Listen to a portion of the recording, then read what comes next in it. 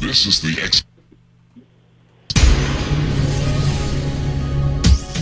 This is the X-Zone Broadcast Network, broadcasting worldwide on broadcast affiliates and satellite program providers, including CNN Broadcast Network, Sirius Satellite Network, Star Media, Good News Radio Network, Angel Broadcast Network, Wiki Broadcast Network, and WPBN TV. For more information on the X-Zone Broadcast Network, visit us at www.xzbn.net.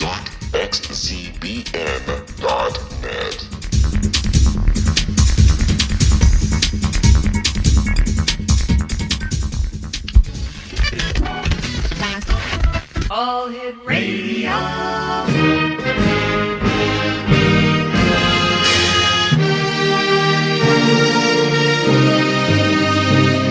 Welcome to the X-Zone, a place where fact is fiction and fiction is reality. Now, here's your host, Rob McConnell.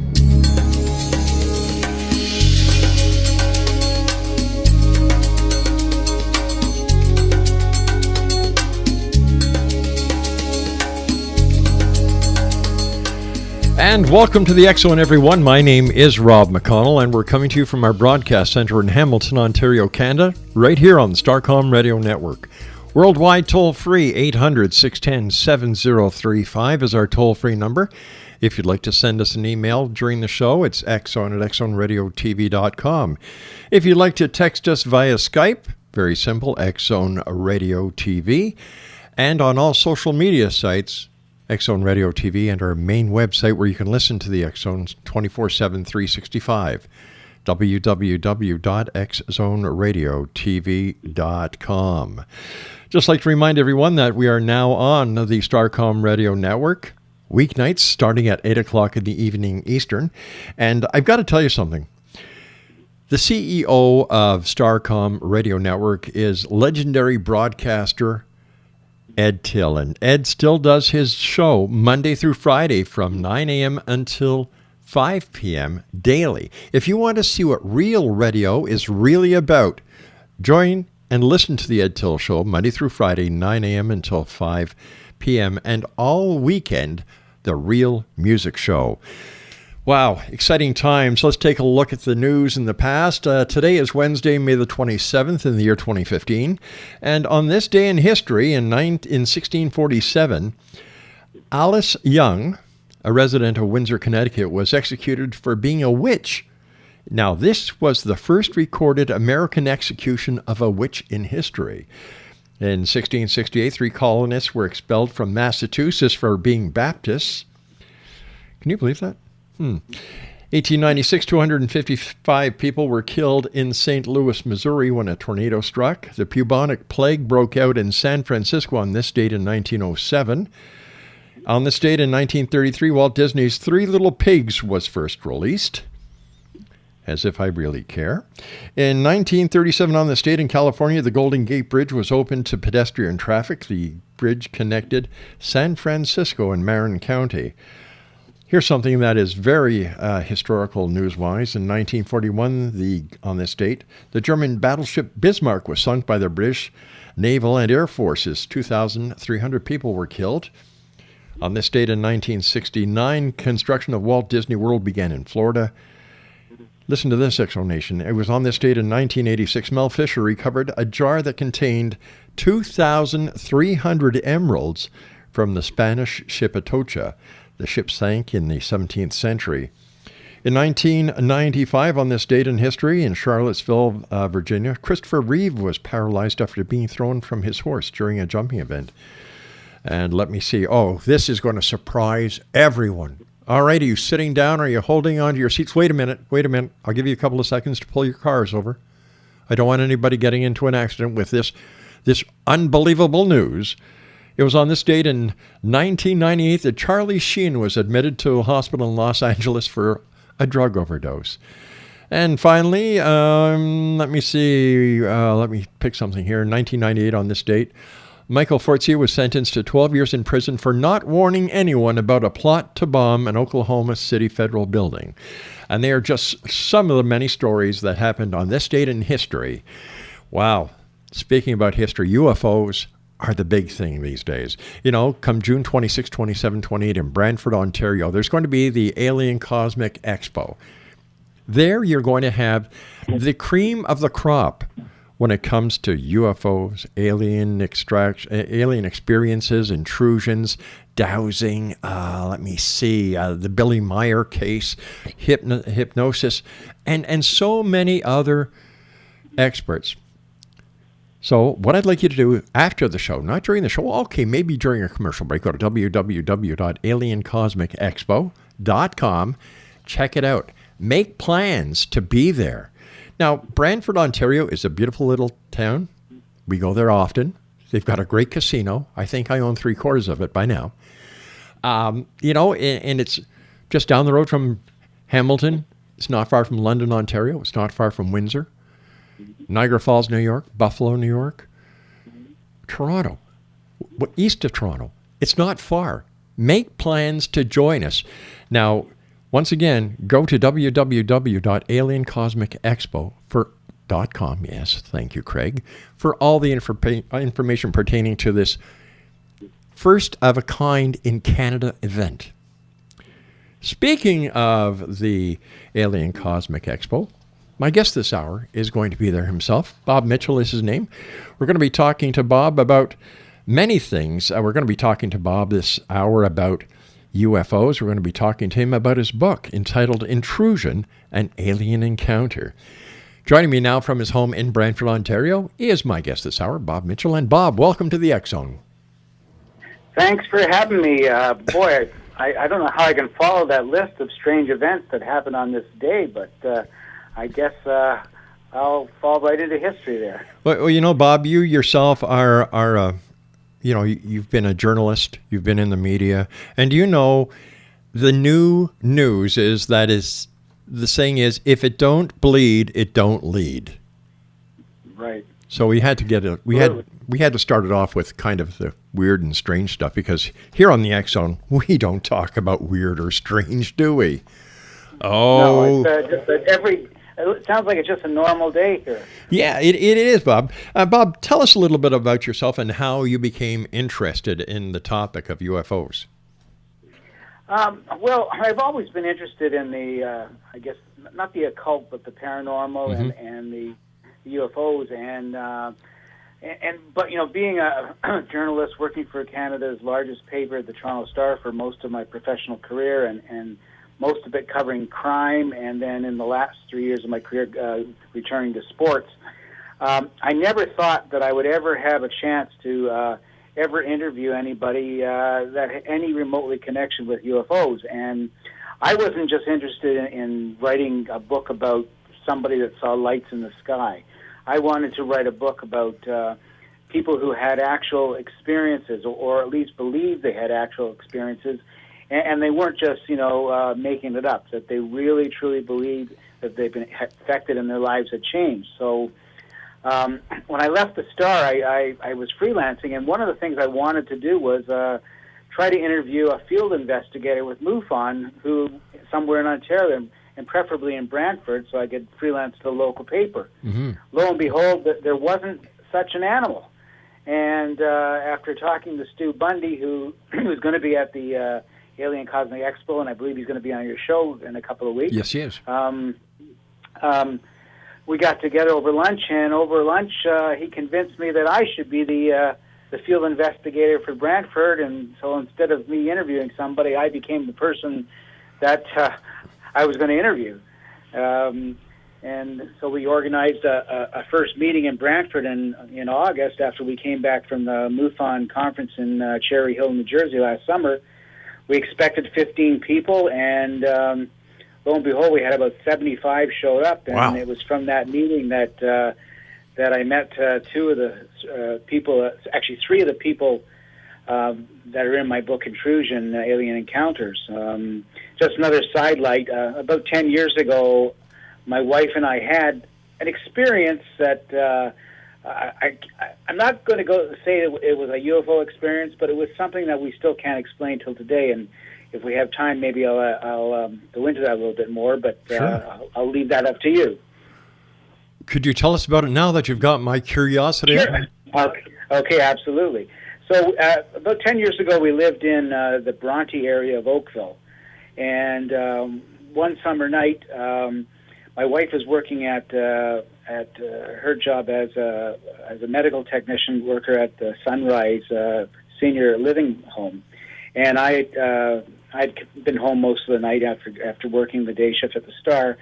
And she came home after midnight, and I was just going to bed at that time because I had to get up early in the morning.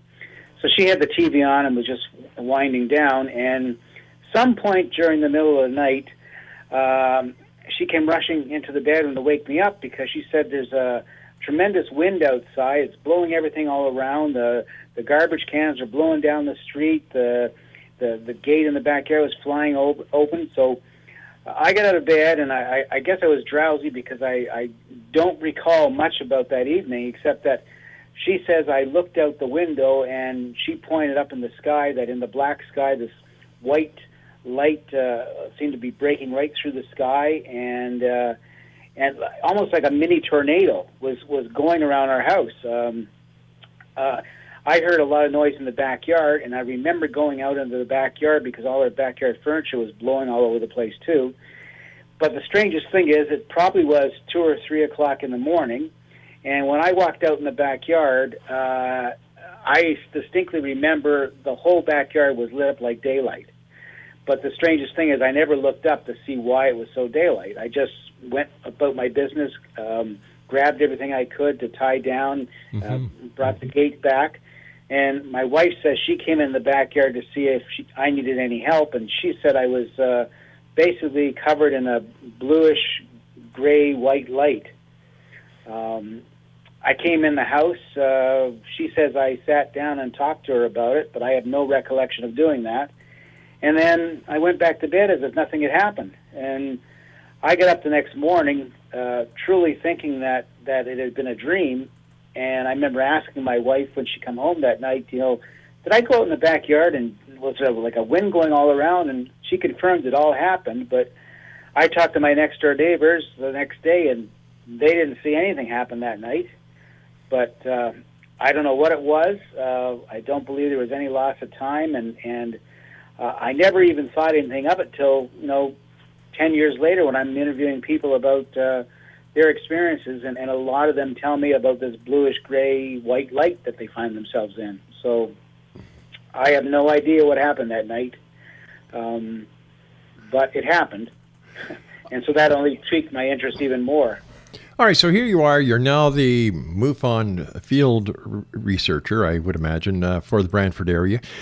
If you were investigating your sighting, your experience, what would you come to a conclusion that this case was all about? Boy, that's a good question, because the people I interviewed for the book, they had the same experience, but their experience has continued to the point where they believed they were on a spaceship or they believed they were taken somewhere. I have no, if I was asking myself this question, I have no evidence that I went anywhere. I have no signs. I had no markings on my body. I don't have any recollected memories of anything other than that it happened in the backyard that night. So that's really a good question, because I wouldn't know what to make of it. If it hadn't happened to me, I might have said, well, this person had read a lot of books and he's just repeating what other people have said. But it did happen to me, and I know I didn't make it up. I just don't know what happened. Can you tell us about some of the stories that are in your book, Intrusion, Alien Encounter? And by the way, Exonation, Bob's books are available on Amazon.com and Amazon.ca. Had to get your plug in there, Bob. So tell us about some of the stories in your book and the people that you actually interviewed. Yes. Well, the interesting thing about the stories is that everybody in the book is about the same age. They're all between 50 and 60. And they all had a tremendous desire all their lives to tell somebody about their experiences, but never did. And until I came along, which I feel very fortunate because I'm not a psychologist, and I don't know why these people trusted me, but they did almost immediately, and for some reason they believed that I would not just shove them away, and I really wanted to hear their stories. So over a period of numerous interviews that took numerous hours, and I got to know all four of the people that are highlighted in my book. And let's see, where do I begin? I mean, Kelly McLean, her stuff started when she was a 10-year-old or a 6-year-old girl back in California. She lived there in her early life and came to Canada about 40 years ago, and she married a Canadian, and she's been here ever since. But her one of her really truly amazing stories is that as a 10-year-old, she's living on a street in the outskirts of Los Angeles, and she's every day she goes down in the summer to visit her good friend, and her good friend happens to be Japanese. Mm-hmm. And the reason I'm bringing that up is that it comes into play later on. So she's going down the street to visit her friend, and on the way home that day,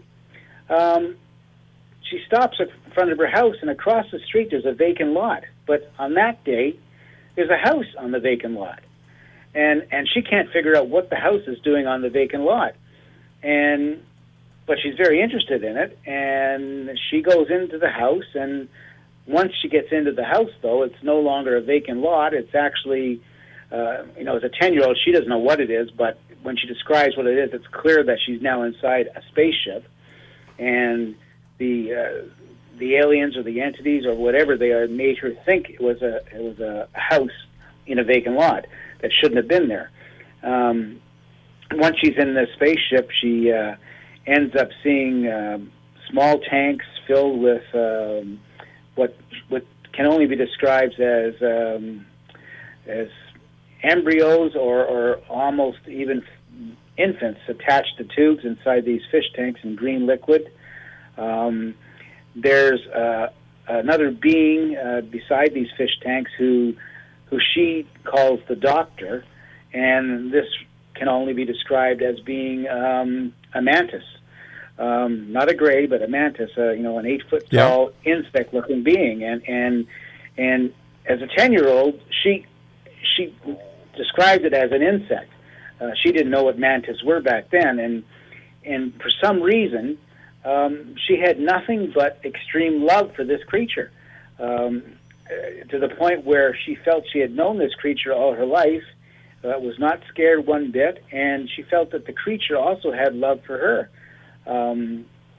Which is kind of strange, because I always tell people that if I'm in a strange room and suddenly an 8-foot tall being that looks like a giant insect is standing beside me, I'm going to run away quite quickly, and I'm not going to hang around to get their name. But you and me both. But she didn't. But she didn't run. I mean, she absolutely loved being there with this creature, and the creature told her telepathically that she was very special and very important, and she had important work to do.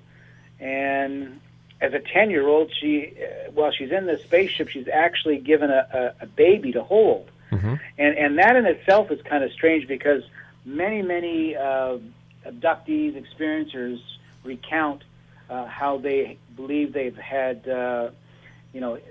given birth to babies that are taken from them or implanted by aliens and yes. hybrid beings. But she's only 10 years old, so this could not have been her baby. That's right. But it's almost as if they were training her to, in the future, to think that this is a natural thing for her to have happened to her. And she ends up in a green tub of liquid that she thinks she's going to drown, but she can open her mouth and she's not drowning, and it wasn't an unpleasant experience whatsoever. She had such a great time that when she left, she ran home, and all she could think of that night was that I really want to go back the next day to see these people because I really love them. And of course, she gets up the next morning and she runs out the door, and there's nothing but a vacant lot there. She has no idea what happened, but over the years, she has a lot more terrifying experiences in her own home as an adult, where beings that can only be described as greys or biological entities come and basically terrorize her. She feels that she's taken, but her body becomes paralyzed. She knows they're doing something to her, but she can't do anything about it. And that's one of the things that is a great theme throughout everybody, is that when you have these encounters, you lose complete control of your body, totally. They can do whatever they want.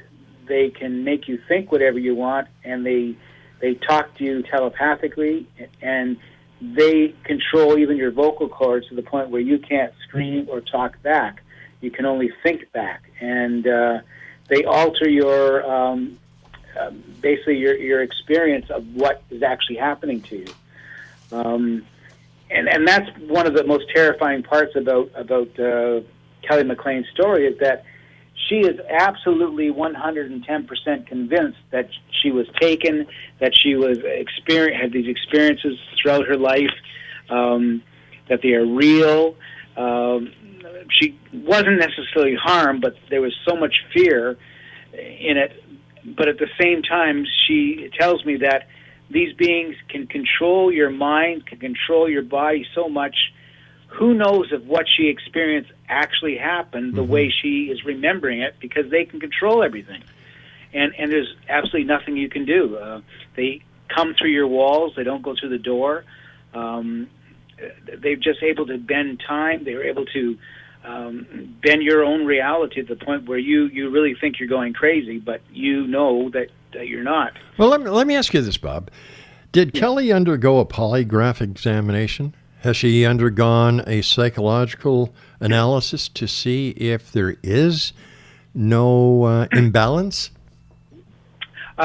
She didn't do that, but I had a Les Such, who's part of the organization committee for the Alien Cosmic Expo. Mm-hmm. He came with me and did several hypnosis episodes with her, where she went back and relived all these events. And the interesting thing about it is that she told me quite a lot of things, face to face, just in an interview sense. When she went under hypnosis, she didn't change her story, but only expanded it and revealed things that she hadn't revealed to me. Another interesting thing that happens with all the people that I interviewed is that they get to a certain point where something is going to happen to them, and then there's a blackness. It's like they black out, and when they come to, it's over.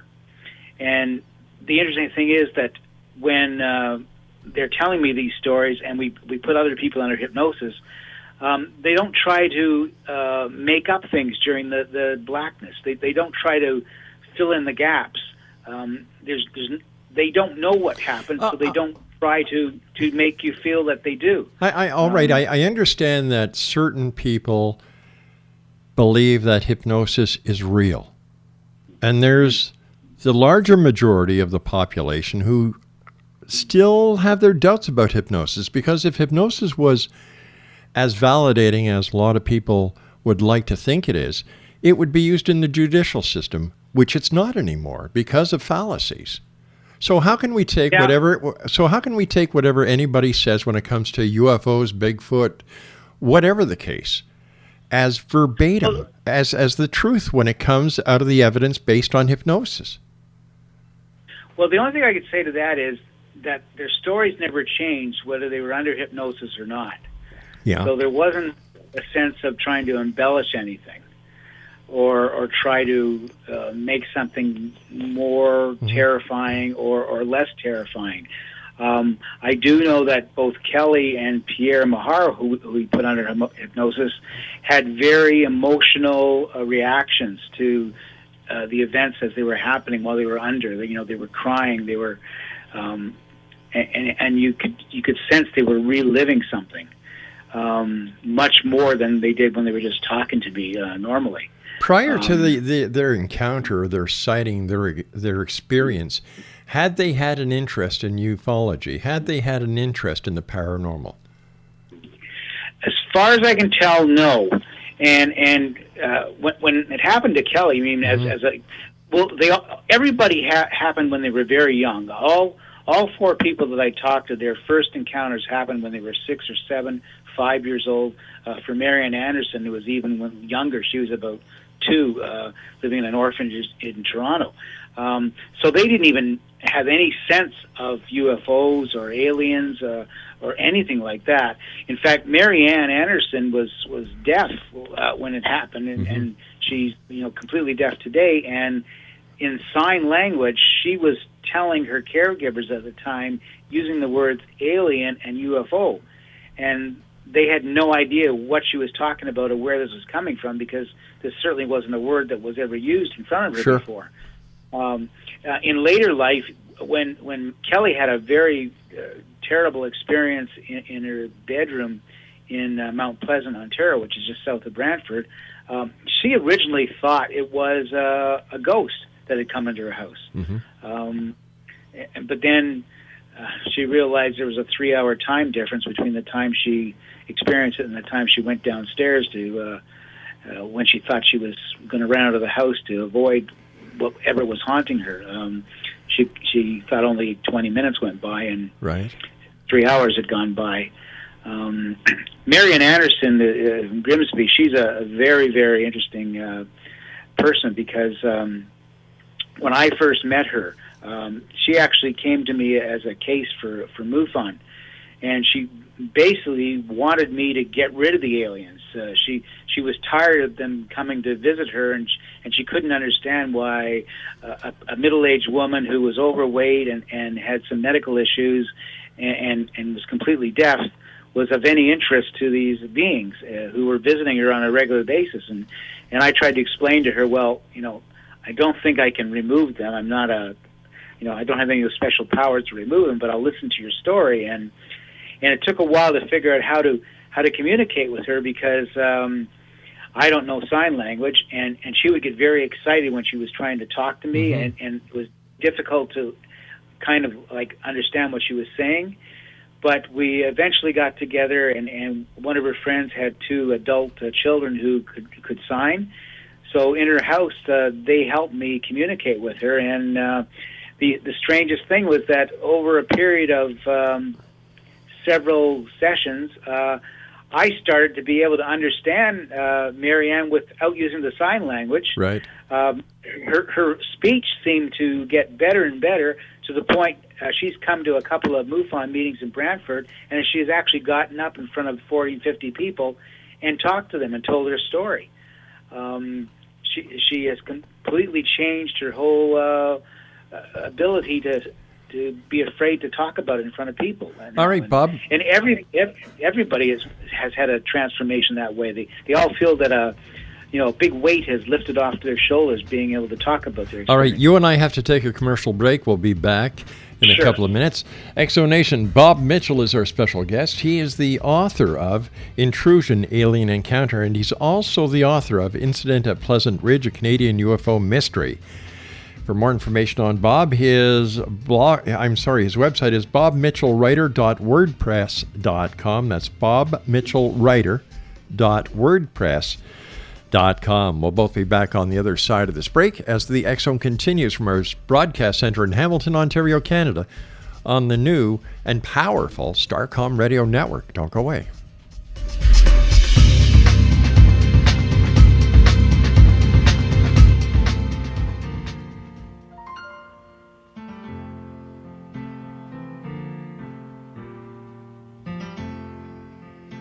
In the world today, most people want what is called the American dream. They want love, a family, a fancy car, and a nice home in a nice neighborhood. They also want a good job and money to travel to interesting places. Life is great because they have the American dream. But what happens to this dream if they hear they have a devastating illness like lung cancer? The doctor may tell them they need treatment immediately or they will be dead in 6 months. He tells them you need surgery and then you need chemotherapy to get better. When they get home, they think of many unanswered questions. They ask themselves, will I survive when so many of my friends with cancer have died? How will I deal with the pain, hair loss, nausea and vomiting, sore mouth and other side effects of chemotherapy and pain of surgery? Will I be able to keep on working? What will happen to my family? Then they look at the internet and wonder, is there a better way to deal with lung cancer and return to my American dream? Carl Helvey can tell you yes, there is a better way. Carl Helvey is a registered nurse with a doctorate in public health and a 38-year lung cancer survivor. Carl was given 6 months to live when diagnosed, and he refused chemotherapy and surgery. Carl used alternative interventions. Those not only helped him overcome lung cancer, but also to remain cancer-free and healthy for over the past 36 years since recovery. In his book, You Can Beat Cancer Using Alternative Integrative Interventions, Dr. Helvey will tell you his story of using all-natural treatments for lung cancer and continuing to work during his treatment. Free of pain and discomfort, Carl will also share how he remained cancer and disease-free since then without chronic illnesses or prescribed medications. His story is supplemented with chapters by Dr. Bernie Siegel, Dr. Francesco Contreras, and Dr. James Forsyth, alternative integrative physicians, and Dr. Kim Dalzell and Tanya Harder-Pierce, health professionals. All have successfully helped others overcome cancer. Research presented by the alternative physicians on their treatments for lung cancer demonstrate a significantly higher long-term survival rate for lung cancer clients than those obtained by conventional doctors. In addition, their clients were free of or had reduced side effects. You Can Beat Lung Cancer Using Alternative Integrative Interventions by Dr. Carl Helvey is now available at all major book outlets and at www.beatlungcancer.net. That's www.beatlungcancer.net. This information may help you return to the American dream.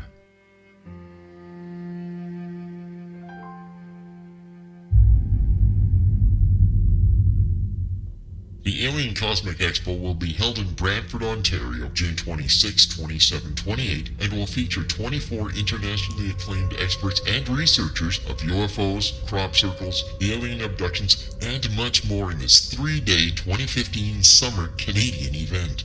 Experts in the field of extraterrestrials and alien encounters, out-of-body experiences, past life regression, soul reading, psychic, and mediumship will all be presented with professionalism, integrity, and credibility, making the Alien Cosmic Expo the largest event of its kind in Canada for 2015.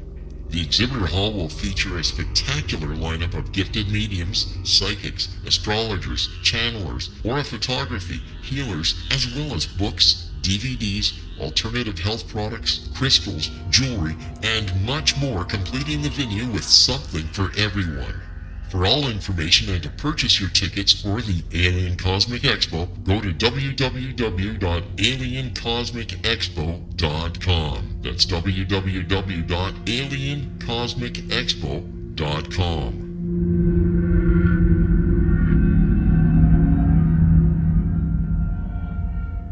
Little children aren't the only ones afraid of the dark. Millions of soldiers return from war zones with PTSD, anger, frustration, fear, and loneliness, much of which surfaces during the darkness of the night. You have the chance to change the lives of these American heroes. Songs and Stories for Soldiers.us provides free MP3 players for these men and women. With a list of 3 million songs in 16 different styles, 100,000 audiobooks, and 30,000 old-time radio programs, every veteran can find something to soothe and comfort them at no cost. All our players contain an 8-hour audio program designed to help veterans fall asleep. With 1,500 plus vets now participating, it's our goal to deliver 10,000 audio players this year. Go to our website at songsandstoriesforsoldiers.us. Help us help a veteran make it through the night. Hi, this is Ken Elliott. When I'm floating around the universe, I always try to tune in to Rob McConnell. Hey, ho there, Twinkie Frog on Sesame Street. When I want to find out what's going on with UFOs or ghosts, I listen to the X Zone with Rob McConnell. This is Les Corrigan from Target Internet Development. You're listening to Rob McConnell on the X Zone Radio Show. This is John Hogue, Prophecy Scholar, and you're listening to Rob McConnell in the X Zone. Welcome to the X Zone, a place where fact is fiction and fiction is reality. Now, here's your host, Rob McConnell.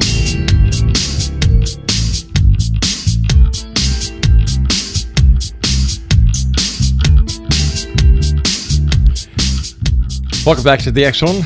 We're coming to you from our broadcast center in Hamilton, Ontario, Canada. If you'd like to give us a call, ask Bob Mitchell any questions about UFOs, about his experiences, about the investigations that he's conducted, 1-800-610-7035, and press 0 as the extension. It will bring you right here into our broadcast center. And we're coming to you around the world live on the Starcom Radio Network. And once again, Ed Till Show, Monday through Friday from 9 a.m. until 5 p.m., exclusively live on the Starcom Radio Network. And every weekend, Real Music Weekends. And of course, Monday through Friday, starting at 8 p.m. Eastern, the X-Zone with yours truly. That's right here on the Starcom Radio Network. Bob Mitchell's our special guest. Bob is going to be at the Alien Cosmic Expo. I don't know, I get sometimes mixed up with that. All I have to do is remember ACE, and there it is, the Alien Cosmic Expo. That's being held in Brantford, Ontario, the city where Bob lives, on June 26, 27, 28. For more information, tickets, purchases, who's going to be there, and what you can expect to see and hear and experience, go to www.aliencosmicexpo.com. Bob, thanks for being with us. It's always nice talking to a fellow journalist, author, and when it comes to the investigation and the research that you've done, both independently and as a researcher for MUFON, I know that many researchers, especially in the alien UFO investigation side of the paranormal, use hypnosis. But why wouldn't there be exams like, why wouldn't people be checked by psychiatrists, medical professionals, and other professionals to work with the claims and the findings of a hypnotist to give it that extra bit of validity that so many people are looking for? Sorry, I didn't catch the question. I only heard part of it. Oh, okay. What I'm saying is that I understand that researchers and investigators, when it comes to UFOs, aliens, use hypnosis as a tool of validating the claims that the experiencer or the abductee are making. Wouldn't it be more beneficial to the investigation itself if professional members of the medical community, as well as the psychology part of medicine, were there, present, and took part in the investigation to give it that extra bit of validity? I guess they would add something to it, but a psychologist, unless a psychologist was used to hearing these stories, I'm afraid most of them would automatically assume that these people were delusional or having some psychotic breakdown. Medically wise, there have been cases where they found, metallic implants in people and they couldn't explain what they were. But then again, nobody knows what that is. So, but how do you? I understand the part of the wariness of bringing in a psychologist into an investigation of a person who's claiming to have been abducted, taken by a spaceship to another planet, and the claims that they believe to be so real, but without any evidence to support their claims. How do you draw the line between fact and fiction? Well, that is a very difficult line to draw because, there was absolutely no reason for the four people that I talked to make this up. None of them had anything to gain. They had everything to lose. In fact, their friends found out, that all their life they were hiding these secrets. But, they sought me out. They wanted somebody to hear their stories. I listened. I questioned them. I asked them different ways the questions. Didn't get any different answers. I tried to figure out, are they making this up? And I came to the conclusion that they, all of them, absolutely believed these things happened to them. They don't have any real proof other than they have this gut feeling that it did happen to them. All right, can I ask you a hypothetical question? Sure.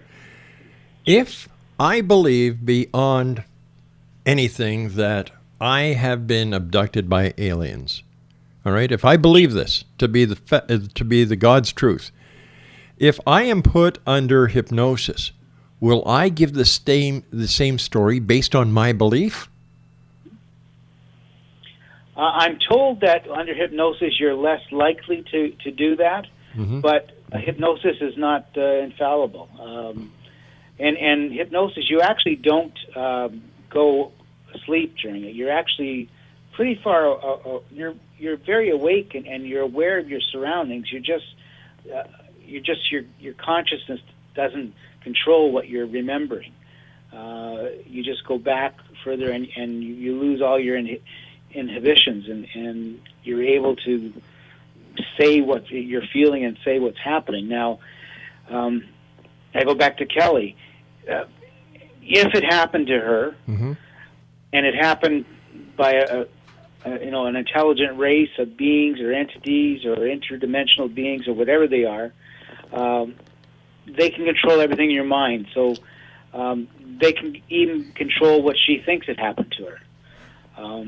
Perhaps something more terrible than any of these people realize happened to them, and this is the memories they're allowed to remember. But is it also possible that what these people are actually coming up with are figments of their imagination? The boogie here's the basic question: is the alien of today the boogeyman of yesterday?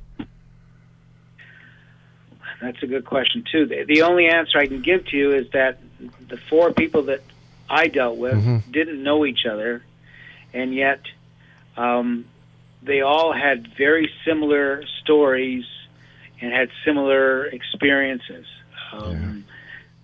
From being engulfed in the blue light to beings coming through doors and windows and ceilings, to having an overwhelming love for a mantid, and hatred and fear for the Greys, and a feeling that whatever was happening to them, they had no control over their bodies. Their minds were totally living an experience that they believed was real. Telepathic thoughts were all there. They all experienced blackouts. Some of them were shown visions of the future, not all of them. They all recall how less afraid they were as children, but more afraid as they became adults. They all had time loss experiences. They all had a sensation of floating, I remember they all saying. And the descriptions of the beings seemed to be similar. And another interesting thing is the four people I talked to, all of them had at least one, and some of them had several near-death experiences throughout their life, and 3 of the 4 had been adopted. Wow. So I don't know what that means, but the experiences were so similar that, and they didn't talk to each other. So, is it do they all have the same, figment of their imagination? I mean, for Marianne, being deaf all her life, it's hard to imagine how difficult it was for her to spend 50 years of her life with this basically hidden secret and living in a silent world. How do you explain what happened to you, to anybody? I just can't. I can feel for her so badly that she spent most of her life with this great heavy burden on her. Now it's been uplifted. Now she talks to anybody about it. But just imagine trying to tell somebody as a teenager, as a young woman, that she was being, abducted or having encounters. They would think she was nuts, basically. How often? And the other thing is, now, the research that you did for your book, was that as an independent author, or was that as an investigator with MUFON? Oh, independent author. Okay. It had nothing to do with All right. MUFON whatsoever. The only thing with MUFON was that I encountered two of them at a MUFON meeting. Gotcha. But after that, none of these people actually ever reported anything to MUFON. And I was the first person they had told their stories to, basically. So tell me, what do you think the objective, ultimate goal of these visitors, these ETs? Why do they keep taking people? Why do they keep making their presence known to only certain people? Do they pose a threat to our safety? I have some thoughts on that, and I haven't quite figured out which of my thoughts are the true thoughts. But one of them is that there is a theory out there that a lot of people have been taken over the last 100 years. Mm-hmm. Just look how many people disappear every year in the United States. Yeah. I've heard some figures about 1 million people a year disappear in the United States. Not every person is abducted by a serial killer. Not every person, gets killed by their spouse or family relatives. Some of them run away, but not everybody is found. So where do they all go? Where are all these children going to that disappear? I've read some books from people, and the theories are that perhaps, and I hate to even think about this, but perhaps some of the ones that aren't coming back are being used as a food source. Yeah. Now, theories are great. Theories are great. Yeah. They're super for writing books. They're super for the storylines of movies. But what evidence, what facts are behind these statements? There's no evidence on that theory, other than the fact that I don't know where all these people are going. But it also seems clear that many, many people believe that a hybrid is being developed for some reason. I don't know what reason that is. The people in my book, they definitely saw mantids, they definitely saw greys, but they didn't see any reptilians. It's another species that people out there seem to have caught on to recently. They've also seen little hooded characters that they described as monks.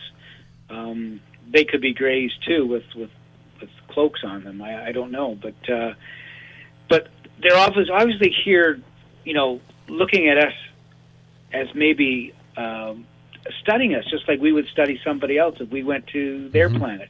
I mean, they're studying our emotions for sure, because all these people were put through the ringer in emotions to see how they react.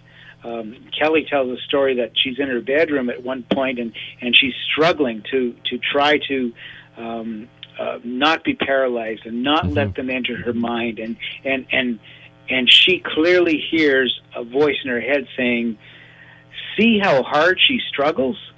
And it's not an anger voice; it's almost an amazement, as if they were testing her, and they say, "Wow, she was able to resist this." So I think there's an emotional, whatever they are, they don't have the same emotions that we have, and I think they're studying us for that part. They're studying us as a species too, to see what makes us tick, I guess. Just like if we went to a planet and found a lower species, we'd want to know what makes them tick. I don't know how long they've been coming here, and I don't know what species are here and what species aren't here. I just know the ones that these people say are here. But, besides other people who have abductions, they say other species have been here for thousands of years. So. All right, but besides the people that you've talked to, what physical evidence have you seen to can't hear you now. All right. Are you there? I'm right here. I haven't gone anywhere. I can. You're very faint in my earphones, but well, I can hear you. Okay, so the question is, besides the statements, the stories from people pertaining to abductions, experiences, ETs of different descriptions, ETs coming through the ceilings, through the walls, is there any physical evidence? I mean physical evidence that would substantiate the belief. Everybody. Yeah, well, like this is what people are looking for, the smoking gun.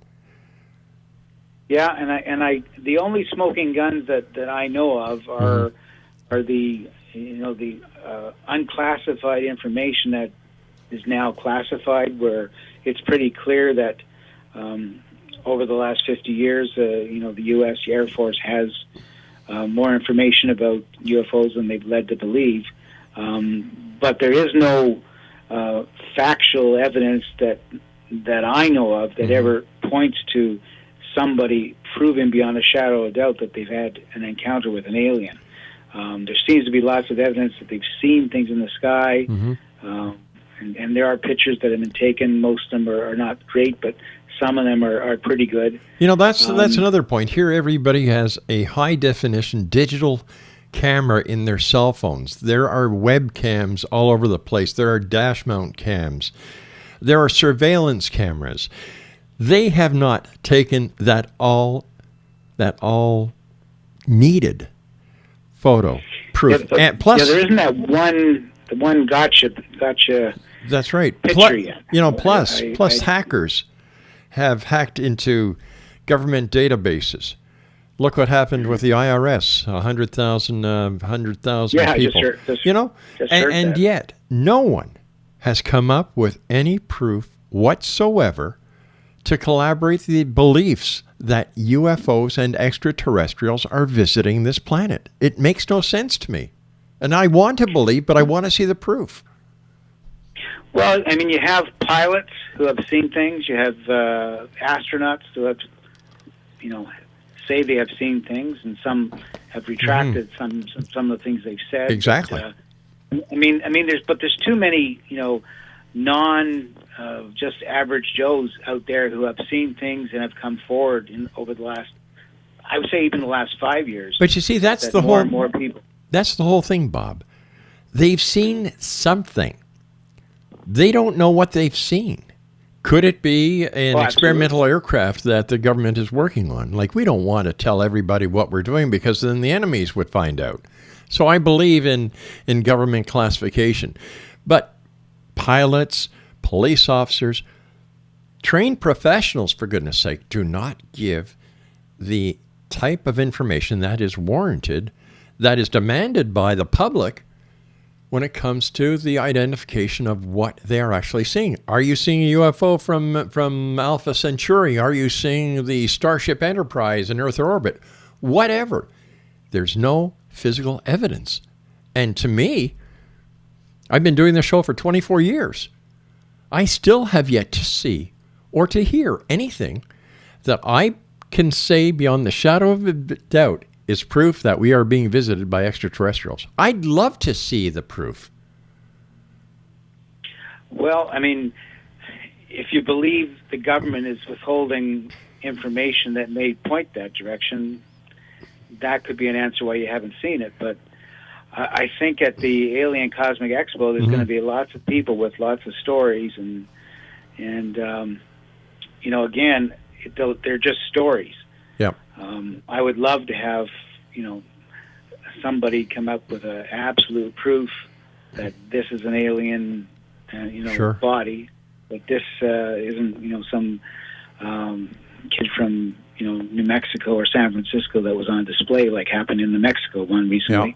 Yeah. But I mean, I believe it's coming. I believe disclosure's coming sooner than later. But the problem is, how does the U.S. government ever come clean? It's probably the biggest public relations thing that they're ever going to have to do. Bob, I don't know how they can clean after 20 years, 30 years of hiding it. You and I have got to say so long for tonight, but I'm going to be seeing you at the Alien Cosmic Expo, June 26, 27, 28 in Brantford, Ontario. But just let me leave you with this thought. If the President of the United States cannot have a sexual encounter in the White House, the most secure building in the entire free world, without the world knowing in a matter of months, how in the name of God can they ever hide an alien or crashed UFO? Good question. And if Hillary gets elected, maybe she'll have the answer. Hey, if Hillary gets elected, does she get to have an intern too? I think so. I think that's part of the deal. Bob Mitchell, take care of yourself. Great talking to you. Congratulations on your great book, Intrusion, Alien Encounters. It's available at Amazon.com online, Exonation, and Bob's website is bobmitchellwriter.wordpress.com, and Bob is going to be one of the key speakers at the Alien Cosmic Expo, 26, 27, 28 of June in Brantford, Ontario. Visit their website, aliencosmicexpo.com. I'll be back on the other side of the short break as we continue here in the X Zone with yours truly, Rob McConnell, from our broadcast center in beautiful Hamilton, Ontario, Canada. Whatever you do, don't go away, and thank you for joining us right here in the X Zone on the Starcom Radio Network.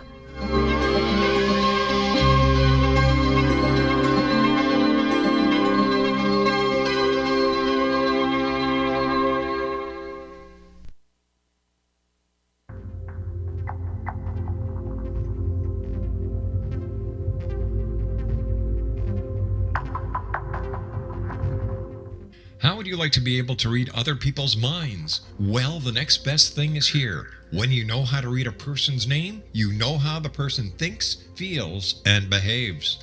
Each letter in our name holds a key to unlock our true essence. Our name contains both our gifts and challenges in this lifetime. Mnemology science discovers personality secrets hidden in the placement of the letters of our names, including the first and last impression people remember about us. Sharon shows us how to interpret the arrangement of letters as outlined in her book, Know the Name, Know the Person. Sharon Lynn Wyeth created mnemology science after 18 years of research and testing her theories, and has supported thousands of people around the world in understanding themselves and others better. You'll enjoy Sharon's unique teachings as she shares her system to learn the gifts behind your given birth name. Even if you don't like your birth name, there are jewels in this book. If you're thinking of changing your name, ready to name your child, or wanting to get along better with others, this is the book for you. If you'd like to improve your relationships and change your life for the better, get the book today, Know the Name, Know the Person, or visit www.knowthename.com. That's www.knowthename.com.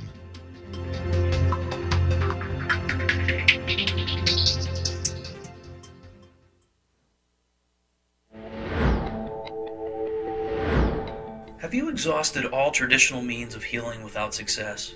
Are you experiencing communications through ghosts, angels, or even extraterrestrials and want to validate these experiences? Or would you simply like to speak with someone who can help you find your life's purpose? I'm Dr. Joseph Mara, and I'm offering my services to humanity at this time through consultations. These consultations include angel card readings, guided meditations, life coaching, and energy healing. If you desire clarity of what may appear to be unexplainable phenomenon, then contact me through my website at aguidinglight, spelled LITE.com, to schedule your consultation today. Until then, I offer you love, light, and laughter.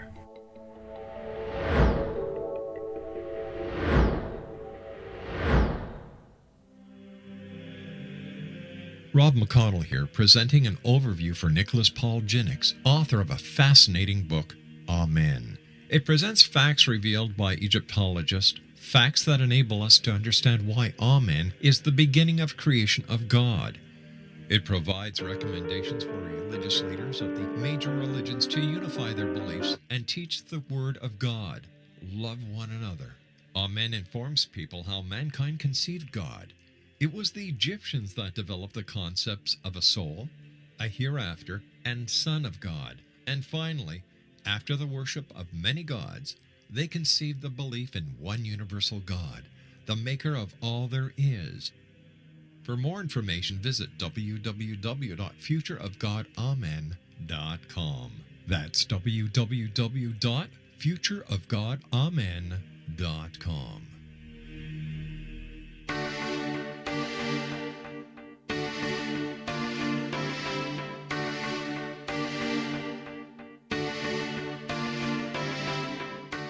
What if someone told you you could live to be 120? Would you believe him? What if he told you the Bible guaranteed it? All you needed to do was follow his rules and buy his products. Would you do it? What if you invested 20 years of your life in him? What if he tested his substances on your child? What if your child became brain damaged as a result?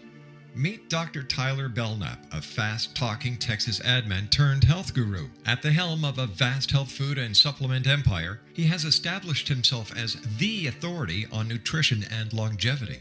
But what his followers don't know is that his products are laced with bizarre psychoactive substances from genetically modified plants developed in his very own secret lab. No wonder his customers can't stop using them. Tyler Belknap will stop at nothing to keep his edge in the market, even if it means experimenting on children. Chasing 120, a story of food, faith, fraud, and the pursuit of longevity, a novel from the pen of political cartoonist Monty Wolverton, is an easy and entertaining read full of rich characters and intrigue. It hits home in a world filled with all kind of hucksterism and offers a glimpse of what can happen when GMO technology falls into the wrong hands. Chasing 120 by Monty Wolverton. Get your copy today at www.ptm.org/120 or on Amazon.com.